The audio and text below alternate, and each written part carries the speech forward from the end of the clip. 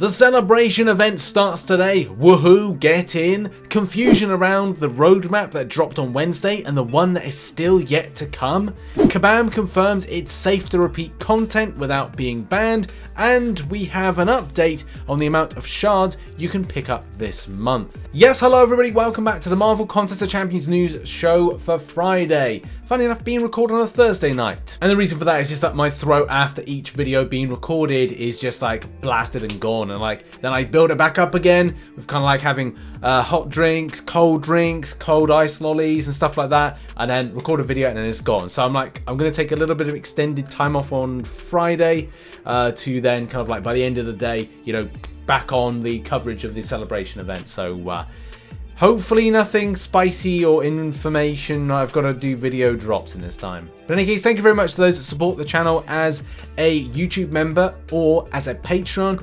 You're on screen right now. Appreciate you for keeping the love and support for the channel. Also, those support on twitch.tv/RichTheMan live. On Thursday night, I will be playing, or I've played, sorry, past tense, I've played Call of Duty Warzone, a new map, which is exciting. So yeah, go and check that out. Make sure if you've got an Amazon Prime account, give a free Twitch sub, please do. Also, those that give the tier 1 subs, bits and donations, appreciate it. Yeah, and see you soon for another live stream. Now, we kick off the show with clarification. Clarification on the matter of the side event. As a lot of you know, I've posted 2 videos previously about this. One was about like, okay, well, you know, I'm going to go and repeat it again. And also the second follow-up, which was put on Thursday, was that Kabam's support had given somebody given a ticket and kind of said like, you know, will I get in trouble? And they said no. So this has then the implication of then Kabam not actually saying anything, 100% confirming it. Because we know what Kabam's support is like. Like, I've seen some horrendous things. But Kabam Zibit did confirm as of yesterday, just to confirm to everyone, if you progress from last week has been reset and you want to get through this week's quest, you are free to rerun through last week's quest. It isn't going to get you banned and you'll be able to keep the rewards from running it. That's actually quite nice, and it could be more annoying, like for players that are, you know, struggle through it, you're like, oh, I'll have to do it again. But the great thing about it is it's extra rewards. It's 600 additional 6-star shards. I mean, it's not really breaking the bank for me as a player, but then it does really help out those lower players, especially getting through epic or other different difficulties that reset. So that's, you know, a real positive. But this then has implications as well of the volume of shards that you can get, those Sinister synergy shards. So if you do all of the difficulties of the side quest, you get 96,000, that's 24 of those crystals. An extra 3 can be got from the solo event, I think that's Cavalier and upwards. So say there's 5 of them, which equates to 13,750, which is, you know, 3 effectively. It would be nice to say that that would be more than that, but it's 12,000, you know, that's 3 times 4, 3 times 4,000. There's also the Hercules event currently on, which gives one crystal, one Cavalier crystal, and this bug, which is 4,000, I think, is per quest. So that's an additional 2. So that's you know, 8,000 more shards. And then if you spend, you get some stuff. But from a free-to-play standpoint, it goes up now to 30 Cavalier crystals you can get. So that's really cool. That's nice, especially compared to how it was last year and opportunities. I mean, personally, I will be saving up those crystals to have a jolly good spend at the end of the month and hope for the best. So look out for a video coming up towards the end of the month to that effect. But in any case, next story. And that's iPhone 13. So I've seen many people still talking about this, and I do feel for people that do, like, you know, they kind of own the new phone, and that's cool. You know, I'm still rocking some stuff from a little while ago. Got my 2021 iPad because, you know, comes to a point where I'm playing on a piddly little screen and I'm like, I can't see shit. I need this to be a bit bigger so I can actually see stuff, and that doesn't even run the game relatively well. But there are people that have the iPhone 13 and 13 Pro, and that'll be the same thing. Get a new kind of like Android device, you get a new iOS device, and you get a new tablet. And unfortunately, it doesn't run the game as smoothly as you kind of think. Here's the thing. People for the last 2 to 3 months have been calling out for Kabam to look into the iPhone 13. And they did for a time, but then it seems to be like it's all gone quiet. 2 months of quietness when it comes to dealing with this. No, well, the thing is, there are other phones. It's not just about the iPhone 13. But I thought it was kind of like a good point to kind of look at levels of silence on both parties. Not just that, you know, that ignoring Android users, but also ignoring like iOS users as well at the same time. Also, Beezy, Killer Beezy, if you don't know, player of the game, he came back to play recently with an iPhone 13 Pro Max, which again is a big phone, big like iOS phone. This is an iPhone 7 Plus, but I'm just kind of like saying, it's a big phone. And you kind of think like, right, again, new stuff. Should be working fine. No. Same thing here. Swiping and my character is standing still. I have that on the iPad Pro. That's the iPad Pro 2021. Does exactly the same. So you can spend as much as you like on stuff. Oh dearie, it ain't gonna run smoothly. Next up, and it's celebration event. Yesterday is a celebration event. I'm very much looking forward to it because it's going to be spicy. We got Halls of Healing, Halls of Fortune, Halls of Glory, and that's going to be great. There's also going to be a calendar, and I cannot wait for this. There's probably going to be a select. Well, I don't know if this select will probably be a profile picture if I'm hazarding a guess. A large amount of 5-star shards, 6-star shards. Well, 5-star shards because this will probably be rarity specific.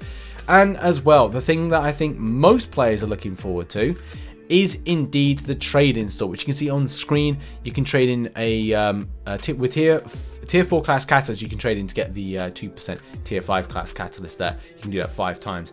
And yeah, I really cannot wait for it.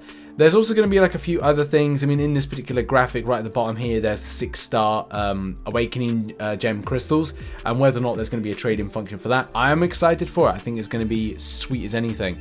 But as well, there is going to be the shard arenas. Man, the shard arenas, they're still good. Look, the 6-star one is not going to be there, but there's going to be the dethroned solo event, which is going to allow players, when they grind in arena, opportunities to grab what they need to by using 1-star champions. So yeah, I'm looking forward to doing some stuff on that one. Probably won't be live streaming because, you know, my throat's probably going to give out from talking too much, unless we do a silent stream, which is going to be weird if I did that. But in any case, like, it's cool to see these ones back. There's only, just quote this now, there's only going to be the 5-star one and the 4-star one. No 6-star arena, a 6-star shard arena.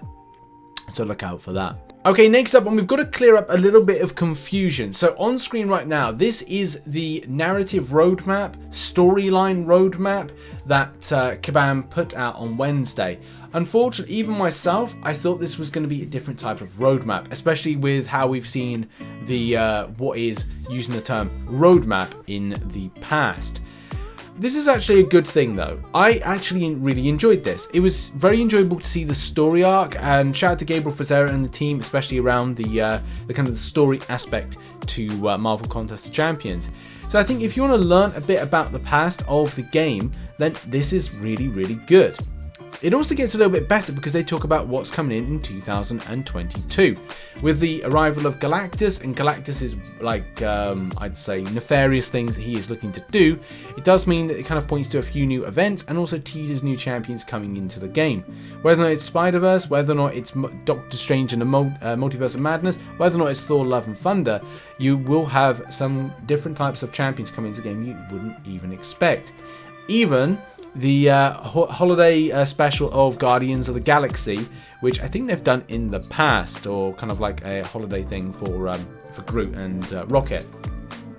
So that was good, but the problem is it led to confusion, and that confusion really can be seen in things like on the forum, where players were going like, okay, well, they're looking for more information about things like relics and solo competitive mode and strikers and things like that. So players were left a little bit disappointed about the way that it was portrayed, and that's just the thing. I think that's why even Kabam Mike said, you know, this is a narrative roadmap looking at the story of the contest and where we're going in 2022. You get some hints of what champions are coming and how the champions of the contest face off against the biggest threat they've ever seen. We're not taking features or game updates though. We're not talking features and game updates though. So that's the thing as well. That's why a lot of players may be confused about these types of things. And this does really point to another roadmap, I don't know why I said like that, another roadmap, which seems to be yet to come for the game, especially when you look to something we reported on the channel. So if you are an avid watcher of the MCN on Mondays, Wednesdays and Fridays, you'll know that we've already talked about this, and I had to go back to an old news just to kind of like dig up this little bad boy, which is this here. So Kabam Mike put on November 10th, so this is coming up to a month ago, that as we point out, all of our roadmap posts, timelines, and are subject to change and delays, or outright cancellation. We haven't cancelled anything, but we are still hard at work on both solo competitive mode and relics. They've both seen a small delay because we're currently working to fix some pretty important areas of the game. Yeah, if you didn't know already, the game is scuffed in a lot of areas, and scuffed in a further more areas, and it's not just about controls, there's a lot more. So taps a lot to Sir Taps a lot, I'll tell you that much. But you should expect to hear more about them and their updated timelines next month. So this is the thing. If Kabam are going to be following this scheme, it does mean that we still have, what, a further 21 days of this month still left. In those 21 days, we'll largely expect some sort of roadmap update. So, you know, if anybody is left disappointed, which I know there were a few people disappointed about this, not that you can see that because the dislike button's been taken away, but that's a YouTube thing. By the way, I don't really like, I do have a problem with the dislike button being removed, because I think it's good to kind of like see what's kind of, I get to see it in my kind of analytical thing that I've got with YouTube Studio, but it's like, well, surely you should be able to see it. It just forces a narrative from a viewer that I'm just not a massive fan of. But in any case, back to the subject here, you can see the dislike button to say like, okay, well, people were unimpressed with it. But I think that's the thing, isn't it? Like it, and I think with a thumbnail, it said something like the story or something like that. Like, but I don't know. Like, I think I saw something where it had like, it looked like it was pinpointing to the story as opposed to it being about the update and the game and stuff. But you know, it is what it is. What are your thoughts on like the story side of things and the events that are largely coming in the future? Put it in the comment section. And do you want to see this roadmap for the game side of things, like we had the dev diaries, as soon as possible? Comment section. Let them know. Also, we're just going to end on this. So something that Kabam Mike said yesterday, on Wednesday, which was about the Alliance Season 30 rewards.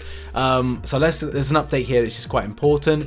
Okay, everybody, just confirmed with the team of course of action. As mentioned before, we're not taking away any rewards from those that got the incorrect rewards. We are also going to be doing some more data collecting and giving an Alliance Summoner that missed out on a reward due to our error what they missed. This won't result in doubling up on rewards, but topping up what would have gotten if this mistake hadn't occurred. Basically, when the leaderboards are redone, if you placed higher than you should have, this will have no effect on you. If you place lower than you should have and go up a bracket, you'll receive only the extra rewards you missed out on. We understand this is not the perfect solution, but is the best that we could do right now without inadvertently punishing any alliances for no fault of their own. Our goal is to have this done by the end of the week, Friday, December 17th, at the absolute latest. As a reminder, you are able to change alliances at this time and will still get rewards if you are affected. So that gives the scheme of things when it comes to Alliance Wars. It's a scuff time. With it, as I said, this is one of the reasons that I do avoid playing Alliance Wars, is that and Alliance Wars seasons in particular, it's just I can't stand this constant month in, month out inconsistencies. And I do worry about season 31. There's a new system that's been brought in order to spice it up. What happens when you bring something new to spice it up? It has to make sure that it works. If it doesn't work, then we're in the same situation as we've had in many times when new changes are coming to Alliance Wars, and it just like completely scuffs it up. So man, I'm happy for that stress to be off my shoulders, and I welcome everybody to come into my bosom as a non-Alliance Wars and Seasons player, to kind of like be away from the stress and situations like this. But yeah, that gives you some response on the Alliance Season Rewards 30 top-up compensation situation type thing. So yeah, hope that helps, and that has been the show. My throat is about to go. If there's any kind of like great update, because I'm recording this on Thursday, as I said, if there's any great update, I'll put it into an extra segment on this video. If not, it'll be saved for a separate video. I'm going to take a little bit more of a rest for my throat. Have a great day, everybody. Have a great chill time, and look forward to later on. I'll be back to cover the celebration events. Cheers, everybody. Bye-bye.